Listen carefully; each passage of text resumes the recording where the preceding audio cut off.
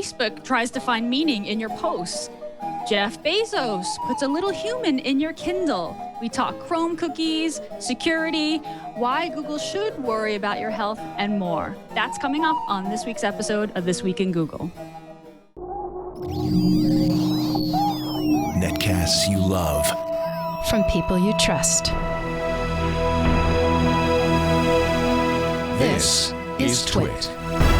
Bandwidth for This Week in Google is provided by Cachefly. CACHEFLY.com. This is This Week in Google, episode 217, recorded on September 25th, 2013. The Human Clippy. Week in Google is brought to you by Hover.com. Hover is reliable domain name registration and management that's simple, honest, and easy to use. For exceptional customer support and 10% off your new domain name, go to hover.com/twig and use the offer code TWIG. This is Twig, This Week in Google, the show that's all about Google, the cloud, Android, mobile, social, Twitter, Facebook, privacy, publicness, and any topic related to all of that. I'm Gina Trapani, and I'm standing in here for Leo, who's off recharging his batteries on an amazing European cruise. But I am joined here by my amazing co-host, Mr. Jeff Jarvis. Hey, Jeff. Hey, Gina. Jeff is the author of What Would Google Do and Public Parts, and a professor of journalism at City University of New York, my alma mater. We've also got with us today as a guest on our panel, Mr. Kevin Marks. Hey, Kevin. Hi there. Nice to see you all again. I've been away for a while. I was in the UK for a couple of weeks, and then last weekend I was at XOXO, so I've been not paying a lot of attention for a few weeks, which has been good. That's okay. We've That's missed okay. We're you, so glad you're on the Kevin. show. Yeah, we have missed you. Kevin, you're currently at Salesforce, but you've been at Apple and Technorati, and you've basically worked everywhere in the Valley. So you've always got all kinds of insights into what's going on. Thank you. Yes. How was XOXO? All of the reviews I've read of XO is that it was great. It was very good again. They managed to pull it off a second year running, which is quite impressive. And again, it was very good, focused conversations about making things, about independence, but also a very great set of people and a great atmosphere where you could actually talk to them. I had a lovely long chat with lots of people who've made things and built them, and you come away refreshed and inspired. And Andy Bauer's closing thing was say, okay, yeah, you've all been inspired, but I'm not going to do another one of these unless you actually do make some things this year. So you're on notice, which I thought was very good. So I've got to go and make some things now. Stop hand waving as much. Write some more code. Yeah, that was what I heard a lot of people saying. They came away feeling really inspired. I'm so upset that it was the second year in a row I had to miss it. The first year was because the baby was born, and the second year was because it was her birthday weekend. So I'm hoping that they're not going to schedule it for that, the weekend of the 19th next year.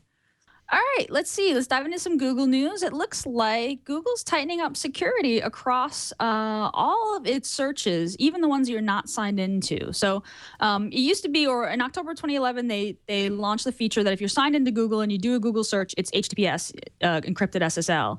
But they're rolling out kind of quietly the HTTPS or SSL across all searches, even if you're not signed into Google. And kind of relatedly, they're also sort of tightening up security in Google Chrome. They're increasing the restrictions and standards they expect SSL certificates to meet for Chrome to not show that, that little, the dreaded red page that maybe this isn't a site to be trusted. So Danny Sullivan over at Search Engine Land was saying that this might be a response to the NSA leaks, or this could be just Google, doing what it does, which is kind of raise the standards for security across all of its properties, which it has really it's been setting a good precedent over time. Does this matter? Do users notice this kind of thing? Does this it kind of screws up some of the stats that you get about what people are searching for because those searches are encrypted? That's a problem, but I had breakfast this morning with Alan Rusbridger, the editor of The Guardian, and who's doing magnificent work there. And my thought to him was that the NSA story is going to shift from Washington more and more and more to Silicon Valley. And whether it's a telephone company or a hardware company or a Cisco, that is to say, or a consumer service company like Google, I think there's going to be a lot of calls for more information and accountability from these companies. They're going to have to try their best to protect us from our government. And so I'm betting if maybe this was always in the plan for Google, but I'm betting it got sped up because of the NSA. I mean, they'd always been very good at offering encrypted searches, and Matt said as much when we had Bruce Schneier on, that it was listening to him that made them think about that more, and they've obviously stepped up this over time. They've always had perfect forward secrecy for a while, which makes it much harder to intercept their stuff. And they've been doing a lot of work on actually tracking SSL certificates and when they change as part of crawl to make sure that people can't inject new certificates into certificate authorities, which is something that has been an attack vector that's happened recently. That was part of the recent defacement attacks. We're using techniques like that. So there's definitely a stepping up there, and my sense from the people I know who work in the security space is everyone's going through and being doing even more auditing and paranoid than they have done previously because of all the threats and allegations that have been going around. Right. I mean, honestly, when I saw the story, I was surprised when I didn't realize that if you weren't signed into Google, your searches weren't encrypted. I had assumed that all of them were encrypted. I mean, I'm pretty much almost always signed into Google anyway, so it didn't occur to me that if you weren't signed in that it is encrypted, but now it is, I think, which is a good thing. So it seems like this is a combination of both a response to the NSA leaks, but also just a kind of incremental security upgrade, which I feel like Google is kind of always doing. So Gina, back to the other point you raised. So because it's encrypted, then the metadata that used to pass along with the search isn't there anymore because it's not known, or it's known in Google, but Google's not going to reveal it. Is that what you're saying? The referrers go away. Yeah. The referrers and the search request go away. Well, the search request was always part of the referrer. That was how you used to get it. Okay, I see. Okay, right. Because the previous page would then be google.com *Q = whatever you search for, and that's so now that harms media companies, I think, to an extent. You're right that they can't. But the problem is very few that I know of actually targeted anything at that end. WordPress did quite a lot with it at one point. I'm not sure if they still do that. They may have moved away from that. But WordPress would look when you did that and serve ads when it got one of those and not when it didn't. And that was their way of distinguishing between the direct readers and the people who got there through search. And they used that as a way of doing their incremental monetization. About.com certainly used it because that was the basis of their business. I don't know what it does to that. And Google also used that too. Now there was something about not encrypting ad, and I didn't understand what that meant because Google definitely uses search requests all over the web, obviously for placement of appropriate ads, and I can't believe they're going to. So I think they may still be using, yes. So if you're, I mean, this is where we need to ask Danny probably, but I think that they still know that they referred you there, and therefore, they've then got a back channel to ads that they've embedded that can respond to that. So they can do. Well, so is that kind of unfair advantage for Google that they know what you searched for, nobody else does? They can serve an ad, but if I wanted to use the referrer to serve a targeted ad, now I can't. Well, you can still do, cookie tracking and foreign cookie tracking. So you can still do the kind of, I can't really call them, but basically the ads that follow you around the web. That still works because if you're using an ad service, that knows where you've been before and what you've done before. But that's not quite the same as that's an ad service that does that apart from the publisher, right? So if the cookie follow you around the web, then you know that. But if the publisher is not part of that service, the publisher now gets less data. I mean, it's a really good point, Gina. Right, that publishers don't see the search terms when they're encrypted, right? So with privacy comes like invisibility to publishers who can't, customize their content as well, right? That not provided referrer information has gone up quite a bit, actually. Danny's got a chart here on the Search Engine Land post. Wow, up to almost 74% is search traffic where the referrer isn't provided. So it does sort of put publishers in a bad position, but it's certainly a good thing for users. Didn't Google pull back on referrers like 2 months ago or something? I think we had a story some time ago about how they made a change in it. And I wonder if it was anticipating this. I can't remember what the change was. I'm not recalling. Well, I don't want to jump around the rundown, but somewhere in here is a story about more efforts to find out a little more, speculate a little more about Google replacing cookies. Yes, the Wall Street Journal reported that ad companies are nervous. They're nervous about the cookie getting replaced. So this is a similar issue that Google may have more information. I mean, this is going to get a little dicey in terms of unfair advantage questions. I think replacing the cookie with something better is a good idea. But if that plus this means that Google knows more about every search, in a way, I've said to publishers that what they should be asking for from Google is not money in Europe, but is more data about their users so they can serve them better. And if now that data is not, for both reasons, is not passed along, well, it's going to be a little rough. Yeah, the cookies thing is partly this. Is that we have other ways of better and improved technology for storing information at the client side now. So a lot of people are moving away from cookies because you can actually use HTML5 storage and things like that, which now. That means that each site can do that and is up to a certain size, but it's certainly bigger and less clunky than using cookies was in the first place. I suspect it may just be that has become, the browser footprint of that has got big enough that forcing everything through the sort of narrow barrier of cookies may no longer be true. It's still true that sites can store information on the site about you, and as they know where you're coming from, they can tell information about that. So they can still broker information back and forth between them. Just a question of the mechanisms that were there that just meant you had to include an ad in a certain way and it would happen may need changing. But there's a gigantic industry full of people who are busy working out ways to do this. So it's time for Jeff's dumb question. We should have a theme for that. Cookies were invented to hold state on the stateless net. So is state held now through HTML5? How is it held? You can still hold it through cookies. You basically what you would normally do with cookies is store a session ID, and then you look up the user in your database on the server side. Say, oh, I recognize that session ID. That's this user.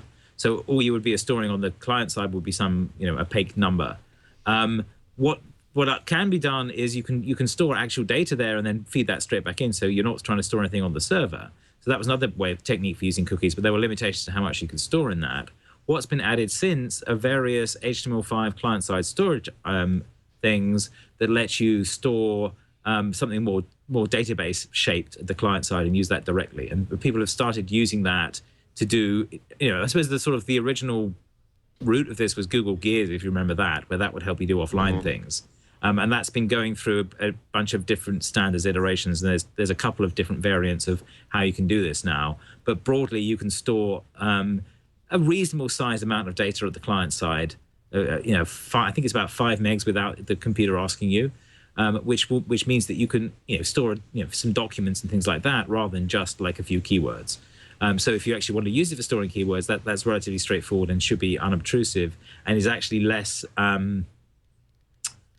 fragile than cookies, I'd say, because when that exists, it's usually in a more modern implementation and there's more interop between browsers around that.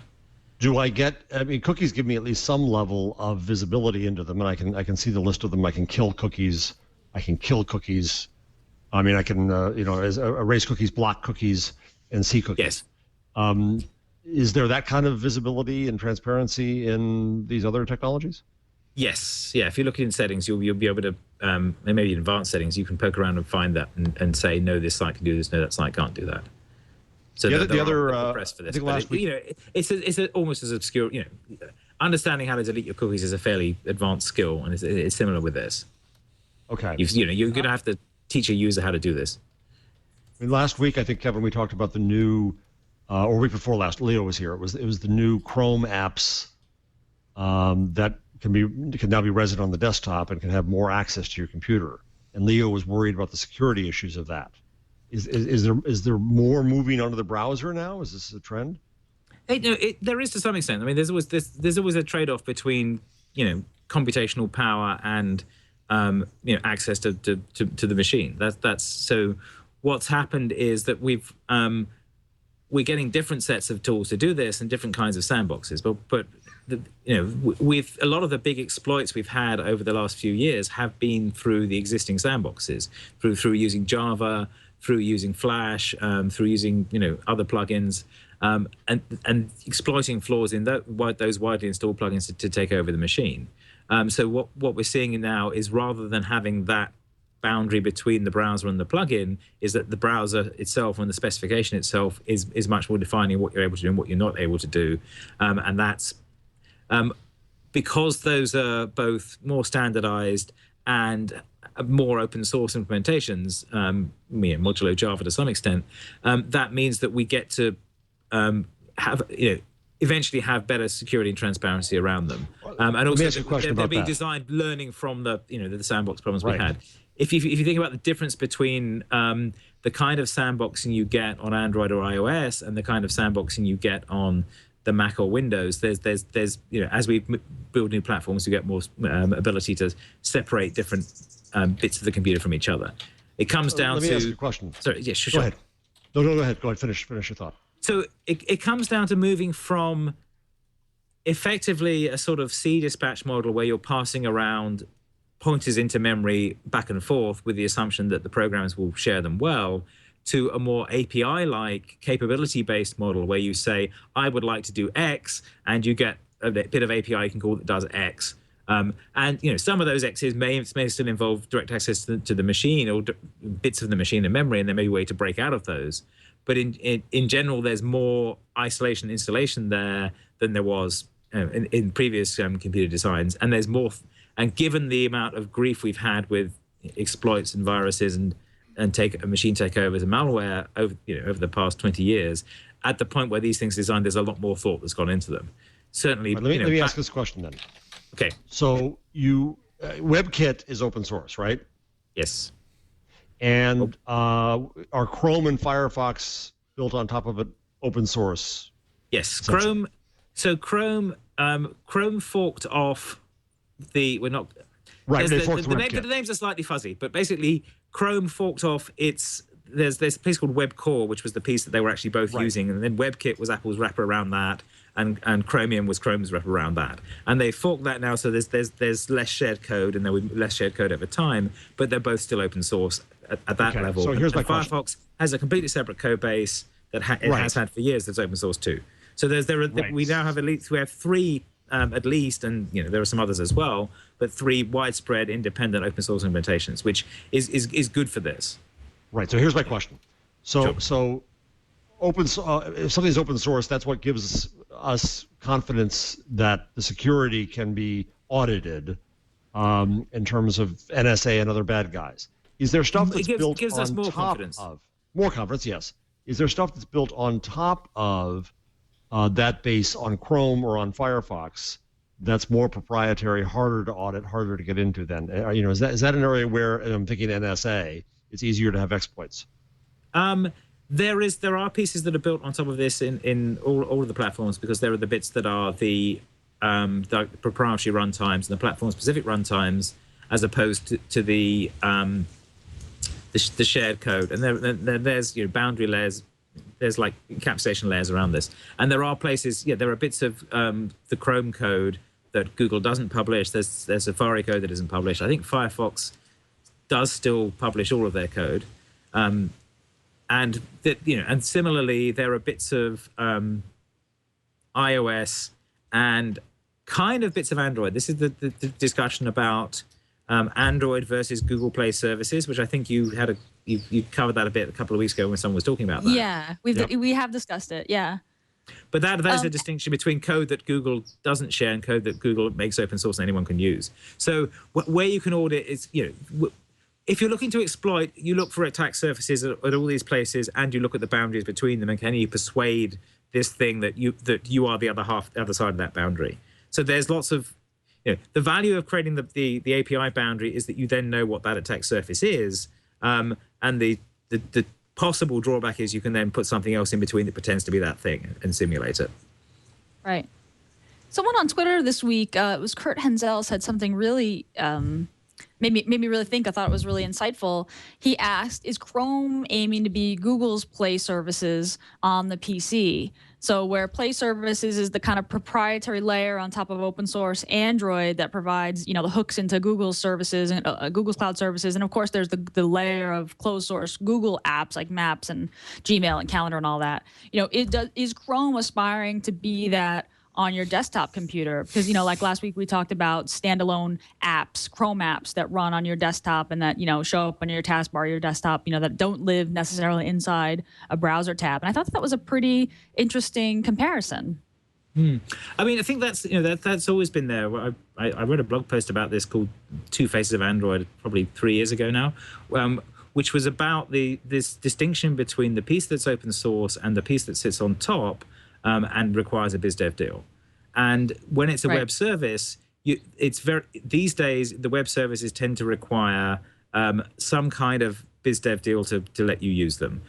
You may have some open variant of that. You may be able to use it for a bit, but if you actually want to use it seriously, then you've got to make sure you've got an API key, you've signed a TOS, and you're open to revocation at arbitrary times. And this is one of the challenges of this. One of the values of doing web services in this way is that you can provide this, you can couple things back and forth, and you have a fairly good idea who's calling you.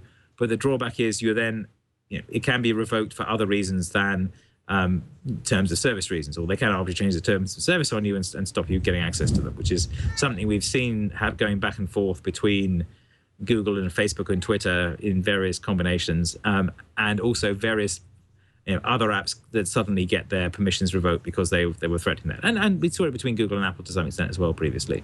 So there is there is the challenge is what piece are you able to compile any code and run against it, and what piece are you able to isolate and separate? And both of those but both of those double-edged swords. If you can compile arbitrary code, that's great, but that also means that you can do arbitrary things to the computer and take it over. If you can call services and have permission and revoke it, that means you can shut down malware quickly, but it also means you can shut down people for business reasons. So there's always a dance back and forth between the two, and it is one of the themes of XOXO was independence. And the weekend before, I was in Brighton for Indie Web Camp UK, and that's a group that is trying to say, no, we want to build a web that has this independence and won't break if one of these large corporations decides to revoke something. And that's the challenge of, can you build something that takes advantage of those services but will not break completely if one of them shuts you down? And that's in some ways that's one of the more interesting technical conversations that's going on at the moment, is wanting to take advantage of the things that Google or Facebook or Twitter or anyone, Salesforce, anyone like this who has large numbers of services that they provide, but not wanting to be so dependent on them that they can shut down your entire business. Yeah, no, that's a huge challenge. That's a huge challenge. I mean, if you think about a web without Google on it, if Google just disappeared today, there's so many things that would not work across the web. I mean, and I'm not just talking about consumer products, right? I mean, Jeff particularly would be in trouble there. Yes, as he's put all his eggs in that basket. This is why I find CyanogenMod or becoming a company, Cyanogen Inc. becoming a company so interesting, because I think that they're really reckoning with this, right? Like they're this open source project, this mod, this kind of hacker weekend thing, and now they're in a position where they're trying to get Google certification, and they had to reckon with really because of CyanogenMod. That's the only reason why I realized that Gmail, Maps, and Calendar were all closed source apps that ran on top of Android. I didn't even realize this, but it came to the forefront when Google sent a CND to CyanogenMod back in the day in 2009 and said, hey, you can't include this zip into your installer. So it'll be really interesting to see how they handle that. But what yeah, does Google it's think of Cyanogen? What do you think Google thinks of Cyanogen? Well, there was that one kind of public kerfuffle back when they sent the CND and said, "Hey, you can't distribute Gmail and Maps because they're closed source. That your users have to get them separately." And I think that kind of shook the community, the CyanogenMod community at the time. I think since then things have gotten better between them. And if I'm not mistaken, Cyanogen Inc. has actually hired a former VP of business development from Google to work with it. So they've got kind of someone who was on the inside at one point, and they're working toward getting Google certification right now. So, it's in their best interest to have a good working relationship with Google. And I mean, I think that I see it as a good thing for the Android ecosystem. I mean, if Google was averse to someone forking Android and making another build of it, they wouldn't have made it open source to begin with. Right. I guess it's the same relationship that Xiaomi has. Yes. Right. Or I guess in a sense let me. All right. This dumb questions continue. This is the dumb question show. What Samsung does to Android, is that a fork? Or is that just cruft piled atop? Depends which bit of Samsung you're talking about, right? Because they've got several things going on in parallel. So when they do the skins on top of it, that isn't really a fork, but it's changing some of the libraries and the presentation layers. So there's extra work to link. It's another closed source layer, if you like. There is also the Samsung OS project, which is a fork of Android that I've forgotten the name of. But they've been working on that for a while and had developer conferences for that and building phones that use that. So that's another project where they are building devices that don't have any with Google component on there. So they wouldn't have the Google Play services blob on that. And Amazon is clearly a fork. Amazon is, I think, I'm not sure. Yeah, that's a bit I haven't sure. Or is it just a build with lots of things erased? It's a piece. It doesn't have the Google Play stuff clearly. No. Right. It doesn't. It's not Google certified. Yeah. And what I don't know they just released Fire OS 3, and it doesn't. I haven't seen anyone say what makes a fork a fork versus just a modification. That's a good question. Yes. A fork starts off as just like a separation of code, and the question is, at some point, it's like what constitutes a species. At some point, you can't make merges between them anymore, and then it counts as a fork. I think it's when they can no longer reproduce. So, if once you their when DNA are different, yes. The thing is, a fork is just saying I'm going to make some modifications to this. So at the base level on GitHub, there's a fork button, and you press that, and it makes a copy of the thing, and you build it yourself. And until you change anything, it's like a fork in name only. And then when you change something, it's a fork. And then you can then send the changes back with the pull request. And then the other person can decide whether to take them or not. The way Android has worked is that they don't take pull requests from anyone. They just drop a new release every so often. And so your ability, so in effect, anyone who's trying to keep up with Android is probably working with a fork, or they're on the special deal with Google where they've got advanced access to that, and the release is going in. But what happens is generally that when Google does a new code drop, the various people who've got variations on that theme then have a sort of giant merge fest until they got it working again. So what I don't know is what Amazon has, what bit of Android Amazon Fire OS 3 is based on, whether it's on 4.2 or 4.3. I haven't seen anyone note that yet. I didn't realize they were calling it Fire OS. Is that actually what they're calling it Fire OS? They're not saying not calling it Android. Fire OS 3.0 Mojito is what they call it. Mojito. Yes. Huh.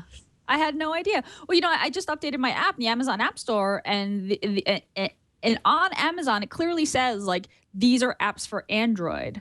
And it was funny because I was updating my app description and I was like, oh, should I not mention Android? Should I only refer to Kindle Fire? So I was like, no, any Android device can get the Amazon App Store on it, right? So it shouldn't, it's not the Kindle store. Yeah. It's not the Kindle store. In order to maintain that, they need to make sure that they are still compatible. So but the question will become, are you using Play services? If so, then you won't work their side of the fence. Are you using some of these other bits and pieces? Some of the compatibility libraries may fail. So it's like any development, you're always linking against something. It's a question of, is that piece there for you to link against, or is there a shim that lets you pretend it's there? Right. And I think Amazon's approach has been that they're adding bits for their own stuff, but they're not adding third-party APIs particularly that I've noticed. But I haven't actually looked at it in great detail. Yeah, I mean, it's very possible that the Fire OS Mojito is an untouched version of the Android open source project with a layer of Amazon stuff kind of built on top of it, which you could argue is not a fork because they haven't changed, right? But they're not merging polls back into. They're not submitting, Kindle specific changes back to Google, and Google's not merging them, and they're not even trying for Google certification. They don't want the Play Store on there, right? They just want the Amazon App Store, right? So because it's an Amazon buying machine. But it is interesting that Google Play Services really does kind of edge out app compatibility. It hadn't occurred to me that if I hook into Google Play Services as a developer, that makes my app incompatible with the Amazon App Store. That's not that big a deal to me because, frankly, the revenue that I make from the Amazon App Store is a very small fraction of what I make from the Play Store. But yeah, that's interesting. In fact, when I submitted my app to the Amazon App Store, they have a suite of automated tests that must fire up simulators or devices, and it spit back a report that said, okay, the Kindle Fire this version, that version, that version, that version, pass. So they're clearly like running some sort of tests for the app against each one of their devices. And I hadn't really thought about Play Services that way. When Google says, hey, developers, like hook into Play Services, here are all the things that you can do, they're also saying, hey, your app's only going to work on Google certified devices from here on out, right? Because it won't be compatible for devices that aren't Google certified. So far sorry. Go ahead, Kevin. So far the value of Play Services has mostly been access to Google specific stuff, but one chunk of it is maps. So if that's not there, you may get some other map stuff, and they got to shim the API out. But the other bits are mostly store specific stuff, or they've got an API for trying to get you to do multiplayer games and high scores and things like that. Mm-hmm. And Google Plus is the other piece, of course. Yeah. So this the sort of social API that's there in Google Plus. So there's bits in there, and they're adding Drive, they're adding other bits and pieces where this gets more.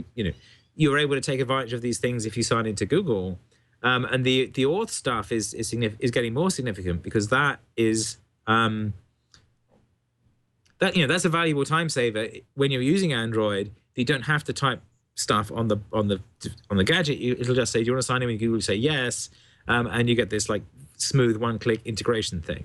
So it's a huge user experience upgrade for sure. Exactly. Mm-hmm. So that piece is definitely something that makes a big difference to your app, and it means you have to write a bunch of extra code if you want to say, and I'll let you sign in with Facebook independently and that kind of stuff. So there's a set of pieces there. The other thing is that comes with this is a lot of the things that we think of as part of the Android experience, which is, Gmail and what's G called now, Hangouts, and Maps, and big chunks of that experience and sense of whichever Android I use, this stuff is working. The other what do they call the messaging thing?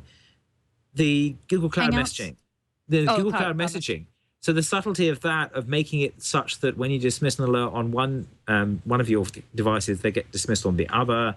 All those letting you write that stuff server side rather than client side polling and things like that, which we take advantage of, Google's cloud services. But that means that's tying you close to that, and basically you need a Google account attached to it for that to work. So there's this sort of set of things that mean, if you've got a Google account attached, this has to happen. So that's the piece that they've got there. Amazon doesn't seem to have offered quite as much of that, but I haven't actually built my thing for Amazon yet. So do they offer you login type stuff for the Fire and ability to access their pieces when you do that?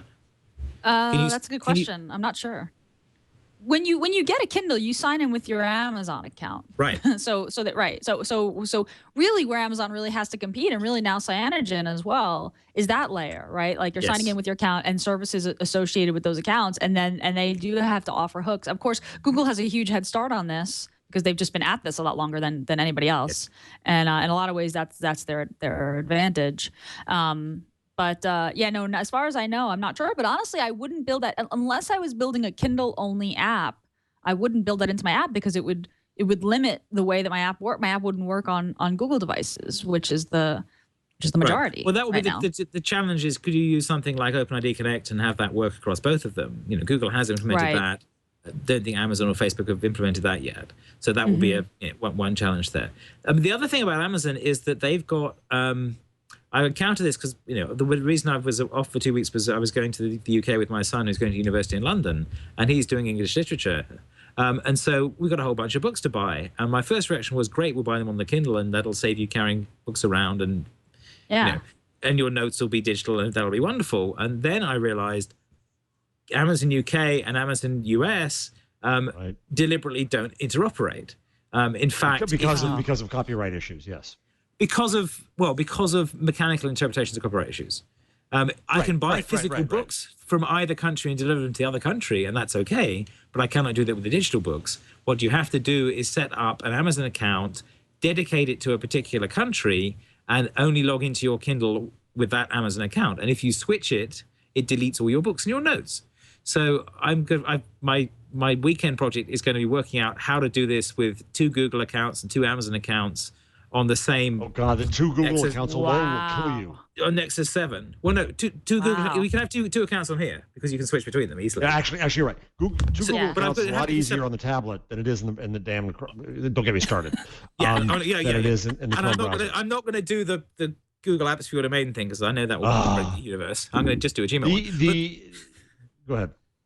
Oh, but that's somebody in the chat says they figured it out. Put notes, please. So but basically what I'm going to end up doing is making a new Google account that I then attach to a new UK Amazon account, and then both myself and my son can log into our independent tablets with that, so that we can buy books and move another stuff thing back you and can forth. do, Kevin, is that on the new version of the tablet software, you can have 2 different users on the same device. Yes, that's what I meant. Yeah. So you're going to have one UK user, so one has an accent and one doesn't. Exactly, yeah. And you can do that with Chrome, and you can do that with iOS. Not iOS. You can do that with Macintosh. You just can't do it with iOS, and you can't do it on most of the phones. But he's got a Kindle. He's got one of these, and we can work out how to do that. I'm not sure you can do it on the Kindle device. He's going to have to pick one for that. But as long as he's got access to both of them on this, because the point is he's starting to mark up books this way and take notes on it. And that's actually a very useful feature. But the worry is that your notes are then stuck in an Amazon cloud, and if he's trying to write an essay and the Amazon cloud goes down, all his notes disappear. Or if he accidentally switches to the wrong one and deletes them, then bang, all the time he spent highlighting the book is gone. And given that this is Amazon, his meanwhile, degree, and it's more significant for him than it is for me. Amazon, meanwhile, Bezos sat down with some tech journalists, and the thing they're showing off, have you seen this? I didn't put it in the rundown. I just put it in the chat section to the side. Amazon Mayday. I haven't seen this. So this is new. And Bezos gets all excited. This is the way Bezos thinks about service, right? Yes. So if you have a problem, and of course, if you have a problem, then that's a problem itself. But you hit Mayday, and I think at first you get a video, but then you can get connected directly to a video chat with a customer support person who can take over your tablet if you give permission to do so, and can fix problems. Which sounds good. It has the air of a human talking paperclip to me. There's a little bit of Clippy to this, because how many problems do you really have with your tablet? And if Kindle is so well controlled, Bezos is talking about how this is a kind of a life-changing thing. Good to have service, good to have direct service. I'm all for that. But I think that if tablets are designed the way they're supposed to be designed, they're supposed to be the easy devices. I don't have problems with my tablet.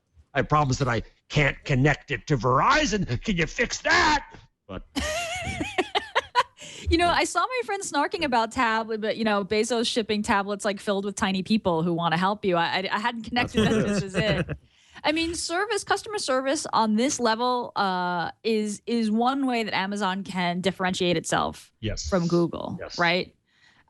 So there's that. But yeah, I agree. I mean, how often? I mean, hey, I would love. What you should do, Kevin? You should start screencasting software. You should get your son set up with his books, and then you should dial up one of these helpful Amazon customer service people and ask them how they can ensure that your kids' notes are never going to get lost. Because I have to tell you, I was an English major, and I hauled around the old, Norton anthologies on my back. So if I had an e-reader, that would have been way, way better. But I can't imagine losing all my notes and highlights. The very thought gives me the willies.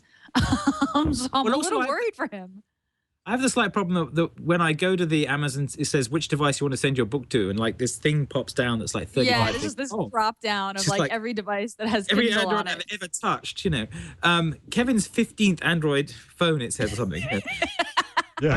Yes, this is okay. This is a working on this show problem, but they do only let you have copies of the books on 5 of them, and if one of them dies, it's the same as the iOS problem. If Andrew broke one of his, and we were able to get the books onto another one, but that we've used a copy now, and the one on the broken one that we can't access anymore counts as a copy, which means if I try and look at a book with him, I've used up another one, and suddenly we're getting close to the edge of how many copies of Beowulf. You can't just kill an old device. Can't you kill an old device? I haven't found how to yet. This as I say, this may be one of these. Well, just hit the Mayday button, Kevin, and ask. Nice little person.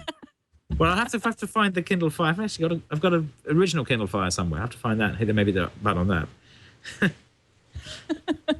But the other problem is I'm not sure which one is the old device, because it's just called Kevin's Android Tablet 43, and it's like, which one of these has which copy of which book? That's why I never send a book to a device. I only pull the book from the device. Pull it manually. That's probably smart. That's probably really smart. So let's zoom out a little bit to just sort of the big business decisions Google's been making. Last week we talked about Calico, which is Google's new startup that's going to attempt to lengthen the human lifespan, right? And I was saying right here on the show that I thought it was great that they had this long-term vision, and if Google isn't going to make these kinds of investments into long-term future, who is? And I love this kind of like long thinking. Well, over at Wired, Ryan Tate, I thought made a really good point. His piece is called "Dear Google, Shouldn't You Worry About Your Own Health?" And Tate's point is, if Google can't invest the time and resources to keep projects like Google Reader running, for example, what makes them think that they should invest in such long-term things like health? So now, I brought this up because I knew that it was going to make Jeff. I knew it was going to make Jeff this was growl. Such a specious, short-sighted, right in front of your nose argument. Well, okay. If it's a variant of this, it's a variant of the argument that Bill Gates made to Google when Google wants to bring connectivity to the world. We'll solve water first. You can only do one thing, right? So this argument is, don't save lives, save reader. Come on. Right. On. What a ridiculous argument. I agree, but Page himself is the one who said that Google's all about focus and more wood behind fewer arrows and spring cleaning every few months, shutting down projects left and right. And as he said, I watched his talk to Zeitgeist, which I can never get invited to, but I'm not mad at you. I'm only mad at Verizon. But we'll get back to that. And so he said, yes, of course, it's insane. Whenever everybody thought we were insane, I was insane to do a self-driving car. And for that matter, I think that Maps at first was a moonshot. What all Maps can do today is unbelievable. We take it for granted. This is like going to be a Louis C.K. routine here now. But it's unbelievable what Maps can do, and it also has incredible value to the business. Right? It tells Google where we live and where we work. My own local newspaper doesn't know that, but Google does. So Maps eventually becomes part of the business. That kind of thinking would have, from that publication of all publications, would have shut down Bell Labs 50 years ago. What transistor? Who needs that? We have. What does that have to do with phones? Phones are simple. They use switches. Don't do that. Unix wouldn't have had Unix. Why are you wasting your time on that? Can't you make my phone work? Right. We should thank God or Google. What will Google do? Joke. That this kind of research and long-term thinking, as you said last week, Gina, this very long-term thinking is going on, and he's already proven that if something doesn't work, he will kill it. He will get rid of it. And I'm sorry you don't have Reader. Try Feedly. It wasn't that Reader didn't work. Reader. I'm grumpy about Reader. I'm over it. It's a fair argument that it would cost Google, nothing to keep Reader running, right? And it was like we're shutting Reader down because we're moving on. It's the past and it's not the future. And I actually completely believe that because I don't use an RSS reader myself, and I believe that. But you can see how you have Google, shutting down and concentrating on short-term. Well, I shouldn't say short-term focus, but focusing their products, but then making investments. Now, Calco is a separate company, isn't it? It's a separate company outside of Google, so they're kind of investing in it. Yeah, and in the same way that some of the power ones are. They've got a bunch of investments in those kinds of things as well. Yes. So they have these long-term things. They tend to put them in independent companies, probably precisely so they can isolate them from this kind of speculation. The rule is very simple here. Google makes more money the more we use the web. Okay, now let's logically extend that. The longer we live, the more we use the web. Spokesman. Right. Yes. The longer we live, the more we use the web, the more money Google makes. Right. That's actually really just an irrefutable argument.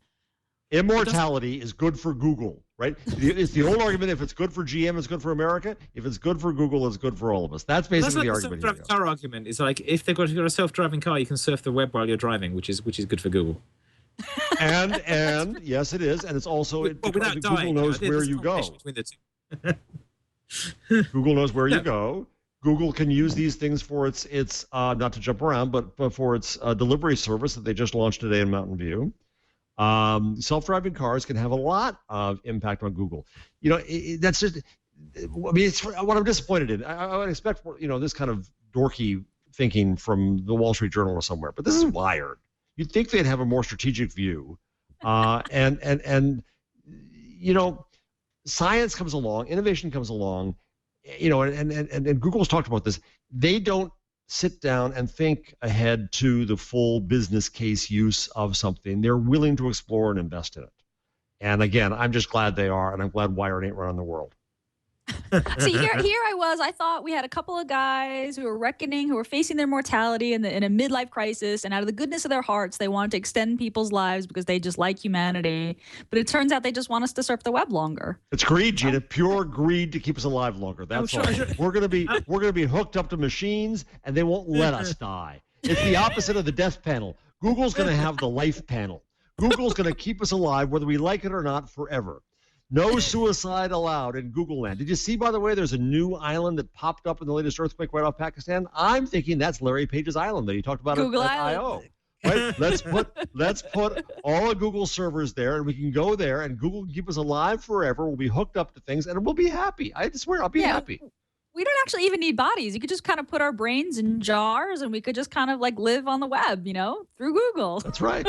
That's right. I think Aaron Levy had the best two takes on this. His first one was Larry Page. Why are 1% of our customers churning every year? Business analyst. Death. I see. You know what to do. There you go. And then his other one was Google letting you live forever is their little way of saying sorry about Google Reader. I'll keep you alive. Look, we can't keep you Reader, but we'll keep you alive for a few more years, so you can experience the future of news discovery. So speaking of companies or sites that Google has funded or has been involved in, which has a much more clearer business sense to me anyway, is the Constitute site. It's constituteproject.org. This is a website which has archived every single constitution currently in force across the world, with ambitions to make available every constitution that's ever been in force across the world throughout history. This is pretty amazing. I actually didn't realize that it wasn't possible to look up any country's constitution.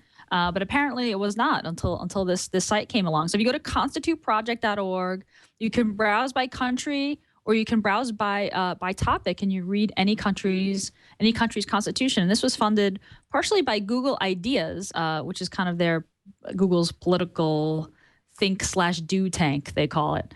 But yeah, pretty neat site. And this clearly aligns with Google's mission of organizing all the world's information. And our rights and principles. And let's not forget that Iceland, well, first, there were some old friends of mine, Iranian friends of mine, who tried to create a wiki rewriting of the Iranian constitution way back in the day. It was like a decade ago, which I thought was a great idea. But Iceland, to a great extent, did that. It open sourced, it opened up, at least, the writing of the constitution, which I think was a very cool thing. And so now to see the best of breed in here, and to see what rights are protected and not, when we break down national barriers, I think it's a nice thing to have. Mm-hmm. Mm-hmm. How about free Yep. speech in there, Jad? I'm just smiling because the United Kingdom isn't there, so. Oh. Because you have no constitution, you fools. You need a First Amendment, especially now with GCHQ. We do have Magna Carta, but Yeah, it's old and outdated. And the 1688 Bill of Rights, but yes. You need to move beyond the 1.0 there. Yeah. No, it's true. The UK is not there. Well, okay, I haven't searched short for Great Britain. Hang on, maybe. The other problem is, what the hell do I search for to find my country? There are a couple options. United Kingdom, Great Britain, Northern Ireland would be the thing I would search for, but I don't see it. No constitution. No constitution. No constitution. No written constitution. Yep. Did you guys experience any email delays yesterday in Gmail? Did you go a few hours? Yeah, me neither. I think I get a lot of email. Honestly, I'd welcome a 7-hour break from email, however many hours it was. That's how I treat email anyway. It's like, okay, I'll look at this sometime. Well, this is the thing, right? Email is not, it's not IM. It's not instantaneous. It's asynchronous. But on Monday, Google said that less than 50% of Gmail's user base, which to be fair, 50% is a lot of people, people were seeing email slowdowns where messages weren't arriving in a timely fashion. Again, I don't know what timely is. When I send an email, I assume it has to sort of wend its way across the internet to arrive in someone's inbox. But messages weren't arriving in timely fashion, and some attachments, I guess, weren't downloading. But Google apologized. Apparently, a couple of their networks had gone down at the same time, which is sort of a rare occurrence. And they said that on average, the average delivery delay was 2.6 seconds. I mean, really? Do we care about this? 71% of messages were unaffected. But it's interesting that people have such talk about dependence, right, on Google, have such a dependence on Google. It's like anything happens with Gmail, a lot of people notice right away. But also this expectation that email will get delivered, instantaneously. That is like the Louis C.K. routine when he makes fun of people who complain that they can't use their Kindles on the airplane when it's taking off. He said, "Listen, you've got your butt attached to this huge machine and it's flying. Isn't that enough?" Everything is amazing and no one is happy, Jeff. It's true. Yes. It's true. Yes. It's true. It's like when the iPod launched, it was like, yeah, but it doesn't have expandable storage. And it changed the world. So what else do we have here? Oh, so Google Glass. It's interesting. Google Glass was a Google X project, right? But part of me thinks, I don't know, part of me thinks that maybe Google Glass is going to be one of those spring cleaning projects someday. But really? I don't think we've come to that place, but I wouldn't be surprised if at some point. I mean, I think we're still going to see the glassware. I think it's a really good point. Larry said at the conference that I don't get invited to that he thought that Google Glass was just super and just great. So Oh, okay. I'm very excited about Google Glass. Well, but that's what he says today. Yeah. Well, it turns out Glass isn't going to get released in Europe very soon anyway. I mean, it sounds like we've been hearing rumors that, there's going to be a Glass store and it'll probably be available to consumers here in the U.S. next year. But in Europe, there are privacy concerns, which I'll let Jeff complain about. It's okay. I'm but tired. also, interestingly, that the voice recognition doesn't the voice recognition on Glass doesn't work as well on people with foreign accents. They can fix that. They've got to be able to fix that. That's what I want to know, Gina, is when you're home in Brooklyn, how well Google Glass works versus when you're in California. Your accent changes. I'm sure that when I'm in Brooklyn, Glass would be a lot more useful because I'm actually asking about your accent. Whether Glass will understand you. Yeah. I was talking about sort of the denseness. The need for directions and just spending a lot more time walking. But yeah, my accent. That's right. As soon as I'm around my family, Glass is gonna recognize my OK Glass commands. Yo, Glass. Let's see. Yo, Glass. Yo, Glass. $5. Come on. Yeah, I think it's like, excuse me, Glass. Excuse me. Right. if it's not too much trouble, Glass. Yeah. Or the Canadian version. I'm sorry, Glass. Sorry, Glass. Tell me a boot.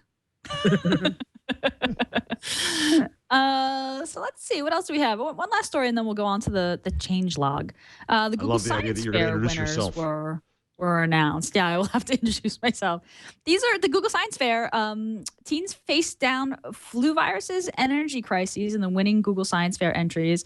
I love this. Smiling teenagers holding what look to be Lego trophies. They're great trophies. They're Lego trophies. Yeah. Very, very cool. I love those. Very, very cool trophies. Yeah, 17-year-old winner of the Google Science Fair. The young researcher, Eric Chen, he worked on accelerating the development of new antiviral drugs that could save lives in the science fair. Very, very cool. Amazing. There's a few really cool stories of teenagers. There's one girl, I think one is one we had, we showed a video on the show months ago where she has the human heat powered flashlight. Oh, yeah, the flashlight that's powered by the heat of her hand. She was brilliant. A cool kid. Very cool. Very, very cool. All right, what do you say? Should we break out the horns? Yep. Chad, are you ready for the change log? The Google change log.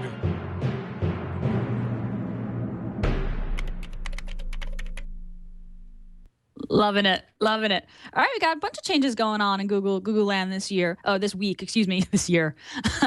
YouTube announced a new commenting system. It's powered by Google+. It's going to feature threaded, ranked, and private conversations. So Google's trying to tackle the commenting problem that YouTube has.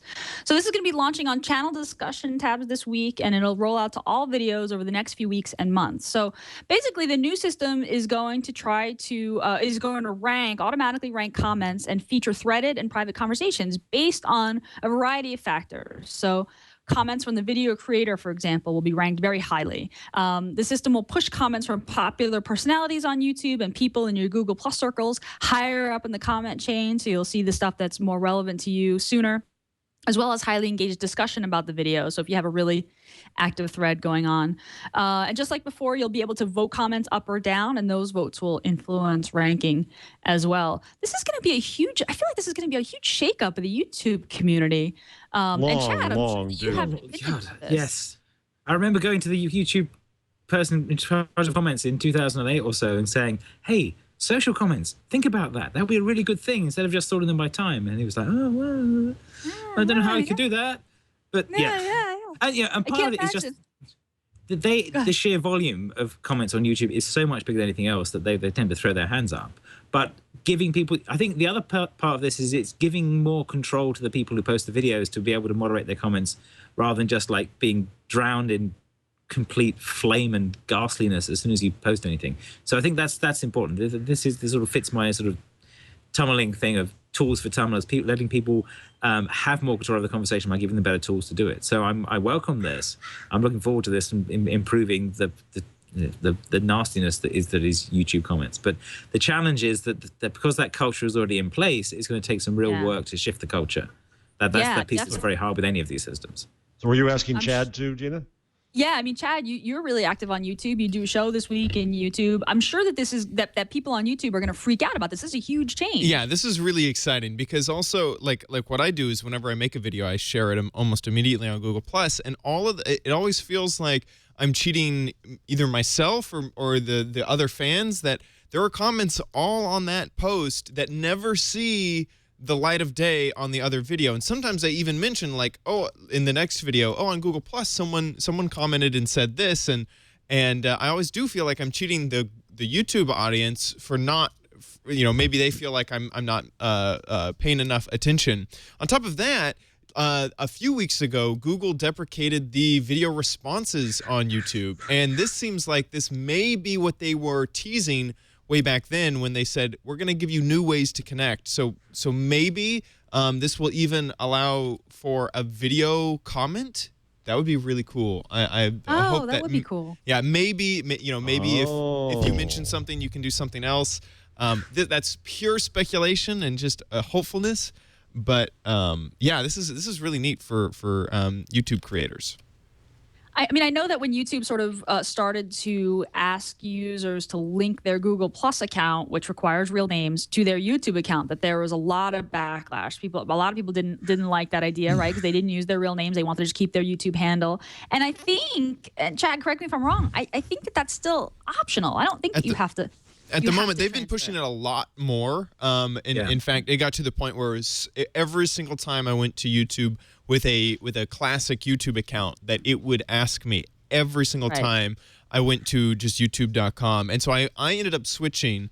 There's definitely still a little bit of pain on my end. There was, but I think that I switched it. You have the choice of either creating especially if you want to keep that username, you have the choice of either creating a page that you could add managers to, a Google Plus page that you could add managers to, or using your profile. And there's pluses and minuses to each of those, and that's where the sort of pain comes in, is that I wanted managers to help with the channel, and so that I wouldn't have to give people my Google password, which is now my Yahoo or my Gmail password. It controls everything, right? But then also I don't really need a page for myself, because I'm already myself on a different on Google Plus. So there was a little bit of confusion there. So that's why there's an OMG Chad on Google Plus, and there's also a Chad Johnson on Google Plus at the moment. Yeah. I wonder if with this change, if you post a video to both to YouTube and Google Plus, if those comment threads will mirror, like if someone makes a comment on Google Plus, will that also show up on YouTube? So what they have to be separate threads. Yeah, what I'm hoping, and based off of the screenshot, is that if you share it on Google Plus, it will have whatever you enter into the text box as a comment. So if you say, well, like if I post on my channel and I say, I made a vlog and I had a great time with such and such and such and such, that will show up as a comment. And then anyone who comments on top of that post will show up underneath as the replies, which is sort of what this image is suggesting. Oh, via Google Plus. Right. Yeah. So there's the via Google Plus, which would be whatever you write in your descriptor, and then these replies are the replies to the post. And of course, it's not going to strip it. It'll strip out the embedded video, which shows up on the Google Plus page. Right. So that's how I imagine it to work. Oh, that's really cool. So you have sense, everybody commenting on the same content, and so everyone gets to see everybody else's comments. So you're not going to have the problem that you have where you're like, over at Google Plus, somebody said this. Exactly. No, not quite, because you can have private comments. You can set it up so that the Google Plus comments are just to a circle. Especially that's the other whatever the other thing's called that isn't a circle that you have to community. So you can still have forked comments, but the ones you see will be the ones that the circles or communities that you're members of. Yes. So imagine you send it to your family circle and you say, this is the local sheriff department talking about this thing. And then you could just trash that sheriff. You could make fun of him, and only your circle of family, if they go to the page, could see those comments because that's all you shared it with. Right. So look at this idiot. Yeah. And then not everybody will see that. Got it. I like it. I'm excited about it, but I'm excited about it as a non YouTube user. I assume that this is going to be just a big change for the community and culture there, and I expect that people will be upset about it when it happens. But I think it'll make the ones who are going to be most upset are the trolls, and so I think that's kind of okay. And I also the fact that you can use Google Plus comments now on YouTube and also Google Plus. The other when I shared this on Google Plus, I said that I really would like to be able to put this on my blog and have the comments there work across both, which would be great. And Bradley Horowitz, and I put his name in it. Bradley Horowitz, the head of Google Plus, responded, "Interesting idea." So, who knows? That's always. It seems like that's always Bradley's response, and then we get it. We get a goodie a few months down. Yeah, a few months in. All right, so keep an eye. If only there was an API for those. If only. So moving along with the changelog, Google's got a new flat logo. Everybody's getting flat. New flat logo and an app launcher style nav. That's going to be official, and it's rolling out over the next few weeks. So I'm not seeing this in my logged in Chrome, but I opened up an incognito window and just went to google.com and saw this. So basically, here's a change. The black bar that used to run atop all of Google's properties, that's going away. In this redesign, the black bar has been replaced with a new menu. It kind of sits next to the share and account information. It looks like the grid of boxes, which is the same button which launches apps in Chrome. Yeah, there we go. Thanks, Chad. Right there. Yeah. Android. Yeah. So they're kind of unifying this. This is how you get to the rest of Google. And I have to say, I'm not sad to see that black bar go. So I agree. you'll see the black bar leave your Google.com homepage and other Google properties over the next few weeks. Gmail for Android got a little update today or last couple of days. It's actually, I think it was today or yesterday. Just a little redesign, updates with the leaner conversation view and improved multi-select. So it's much easier to select multiple conversations and see that you're going to perform a batch action across many conversations. You tap on the user icon in order to do that. Also, if your account sync is off, you'll get a big notification at the top of the page that Chad's showing off right now, telling you that account sync is off and you should turn it on in order to get new messages. Google Wallet makes its iOS debut, and this is without NFC support. So the payments app is now available for iDevices, and with it you can transfer money to friends, you can track loyalty card activity and nearby offers. Tap to pay doesn't work on iDevices because they don't support NFC, but you can do basically everything else that an Android user can do on iOS now. And if you lose your phone or tablet, you can disable the Google Wallet app remotely on the Google Wallet website. Also on iOS, Google Translate for iOS adds handwriting support and a new UI. The new UI is just redesigned for iOS 7. And now, just like you can do with Google, you can input characters via handwriting. So you can tap the handwriting button and write characters in. My handwriting wouldn't work. It's a slow input method, but it works and is now available on iOS. Can you type Chinese characters? Yeah. Yeah, that's the example. Yeah. Now, that would be cool. Yeah. If I could type Make sure you get it right though. You can't be too fiddly. And it looks like we have a late entry. Thanks, Jeff. Google starts supporting Google Plus hashtags in search queries. Oh, look at this. So you can search on regular Google.com search. You can search for a hashtag, so like Emmys, and it will return. So now, does this return web pages with the hashtag in them, or with the word? It looks like I don't know both. whether that's or is it and Google Plus, when you ask for a hashtag, it doesn't just give you the hashtag. It gives you, I think, things that it knows are relevant. Things that it knows are relevant. Right. So that makes a lot of sense. Yeah, very cool. But wow. of course, Chris Messina ideally, had no idea. This should include Twitter feed, but of course that marriage went asunder. Yeah, unfortunately, it should. You're right. And actually, somebody would do well to make and this would be a very simple Chrome extension to make, is to embed in an iframe or some such a Twitter search for that hashtag as well. Well, Gina, the answer to the question is, if I search for hashtag Emmys, for example, the second result is just the plain old Emmys site. Right. It looks like it's not in the normal. It's only in the cards over on the side. Yeah. No, if I search for hash XOXO Fest, which was the hashtag for XOXO, it finds everything but G+, which is kind of fun. So it finds Instagram photos for that tag. It finds them on app.net. It finds them in Tantek's site because he's indie web. It finds the hashtag on Tumblr, but it doesn't point to Twitter. Oh, no. It points to the account, the XOXO account on Twitter, not the hashtag. Oh, interesting. So that was the knowledge graph kind of area on the right side, like the Emmys example. The look, Emmys is Minecraft. The Emmys, they know what. Yeah, clearly XOXO Fest isn't in knowledge graph. Oh, wait. Hold on here, folks. So this is interesting. I did the wrong version of the search. Okay. So now I'm seeing a constantly updated feed of things from Google Plus. So this is going to get. What, you don't get that? I get that by the box we're seeing on the right. I get if I do it. Oh, if I search for Emmys. Search for Emmys, it does. Okay, yeah. So right, so I'm getting updated. Yeah. My point is this. This is going to be controversial with those who say that Google uses a monopoly, like the soon-to-be former president of Microsoft just said this week, and those who say Google can't use its page to promote itself. Of course, as if the New York Times uses its page to promote the Washington Post. It doesn't.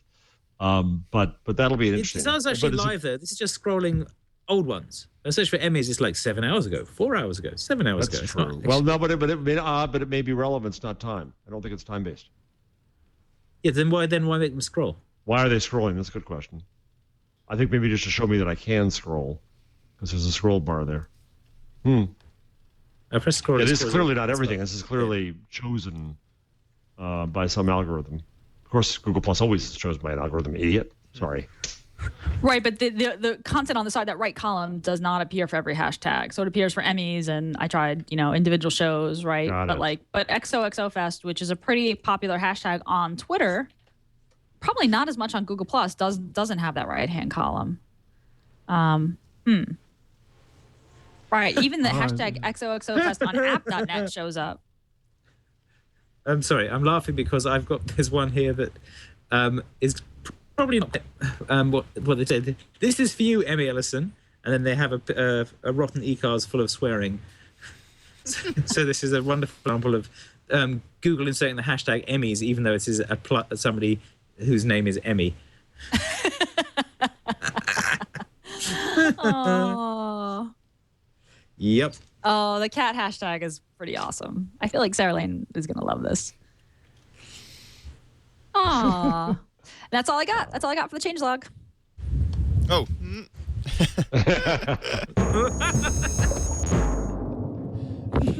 Sorry, Chad. So I found another one. I've actually seen this reported, but I found it when I clicked on Chrome on iOS 7, which maybe this happened 2 weeks ago and I didn't notice. But they've got a new thing that says reduce data usage. Have you seen this? The Chrome compression. Yeah. Yeah. What's it called? It's got a name. It's got kind of a clever name. It's Google's proxy for Chrome traffic that will compress it for you and will reduce internet traffic. That's been around for a while. So had you launched Chrome on iOS and it prompted you about it, or you just saw it in the settings? Yeah. I launched Chrome on iOS and it prompted me about it. And I mean, this is partly because I haven't touched iOS in 2.5 weeks because I found that the Nexus 7 was fine, so I hadn't actually picked up the tablets, and that may have just been me catching up on a very old setting, but I hadn't seen that before. Well, that was a right. new one. Yeah. This has been out. Well, actually, it looks like there was an article on TechCrunch that Google expands Chrome data compression feature on iOS. Right, and it'll encrypt it as well. Google's begun expanding access to its Chrome data compression feature to more users, specifically those on iOS devices. But yeah, so they announced this feature quite some time ago, but it looks like they're just rolling out notifications about its iOS availability to more users. So that's what you're seeing, Kevin. You were getting the notification about it. What else? There's some Facebook news. There's some Twitter news. Do you guys want to pick? Should we pick a story? Should we talk about the IPO? Should we talk about I don't know. I'll give you my favorite Twitter story. All right, yeah, go for it. A guy tries to get on an EasyJet flight. It's delayed. They're being mean to a passenger, so he tweets a complaint about EasyJet, and they come and tell him he can't get on the plane. Oh, they stopped him from getting on the plane? Then he revealed that he's a lawyer, and they made him get on the plane. It's one of the greatest Twitter fails I've ever seen. Can you imagine that? They just come and say, you can't say those things like that, sir. You can't get on this plane then. Wow. That's amazing. So it wasn't a promoted tweet like the JetBlue, or was it JetBlue or I forget what airline it was. No, it's just some guy in line. That's all he was doing. Some guy in line complaining about them being... Yeah. They're being mean to a passenger, so he said something. They told him he couldn't get on. I love that story. I think it's great. What you say matters. Indeed. We talked about Magic Rex. Speaking of Twitter, we talked about the @Magic Rex Twitter experiment. I think it was a few episodes ago. And it turns out that, it was British Airways. Thank you, Zach, from the chat room. It was British Airways, the guy complaining about British Airways handling his bag that got promoted. It says EasyJet here. No, that was a different story. She's tying together different stories. Yeah, it's another. So we talked about Magic Rex a few episodes ago, and that's the Twitter experiment where if you follow, you'll get direct messages of recommendations of people to follow and links that got tweeted and news that got tweeted. So it turns out that Google, this was a Twitter experiment. This was an official Twitter experiment. I think maybe it got built during one of their hack days, but they're actually building this into the regular Twitter experience. They're going to start rolling out notifications, mobile notifications of people who you should follow, people who your friends are following. So this is pretty cool. I'm excited. If they can make it a bit easier to follow, that would be good, because the way it works at the moment is it sends you a DM and then you've got to click on the link and accidentally Right. not hit the 3 people it tells you who followed it and then hit follow. So if they can tune the UX, but I found it useful. I found it quite handy for finding people who are suddenly like bursting in the news or whatever. Yeah. I've really enjoyed it, but I agree the DM isn't the best user experience. But this is Twitter for Android, and Twitter for iPhone users will receive these recommendations via push notification. So I imagine if they do it well, particularly on Android, if they use the rich notification, you'll be able to just follow. Yeah, if they, No more push notifications. No. No, but you can change your settings and you can say don't send me these. Oh, well, let's hope. I like push notifications, so.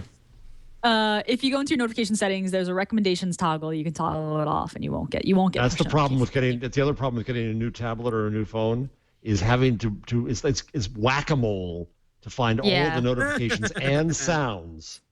Yes. The sounds that drive me crazy. I think I've got them all, and then bling, bling, bling.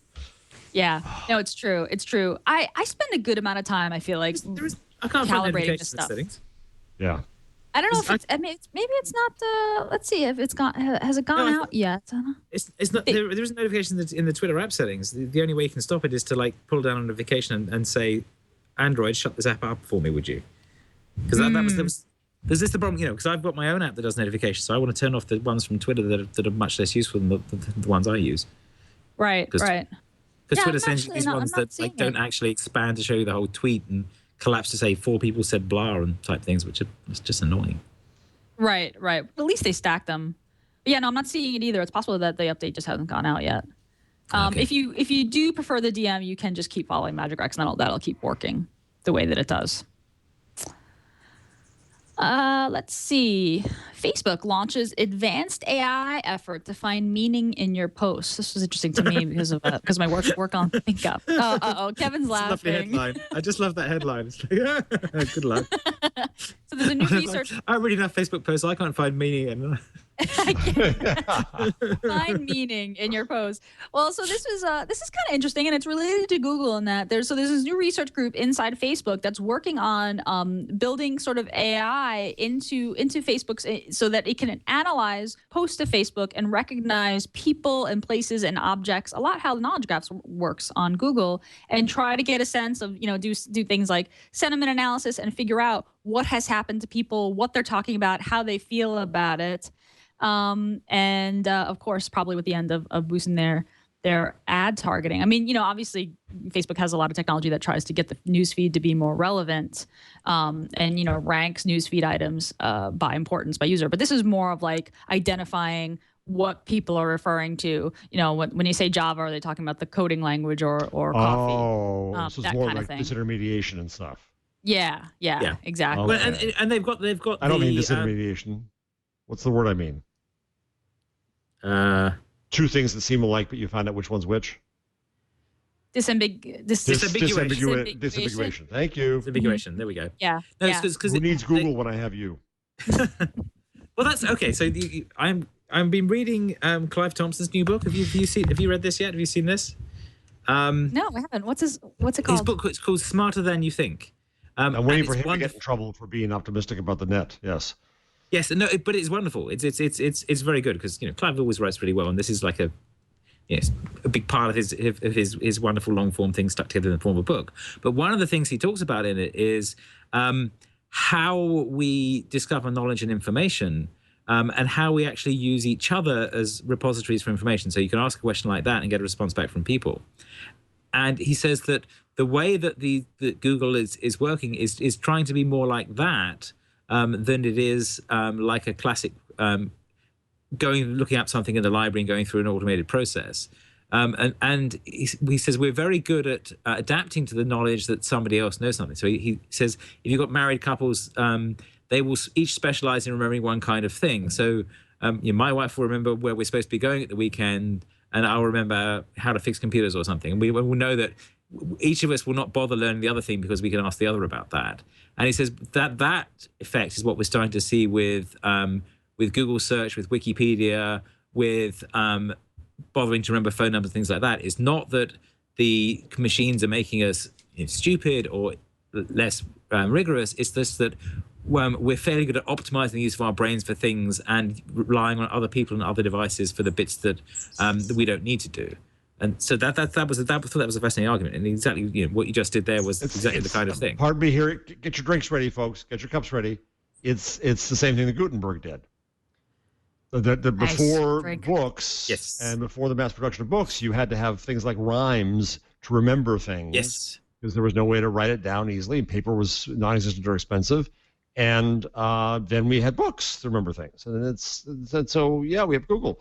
I do think that there are skills that you learn as to how you remember things that young people today will have different devices to remember things that are different from what mine are. But so he talks about that. Yeah, he talks about Socrates and Phaedrus and that stuff as well.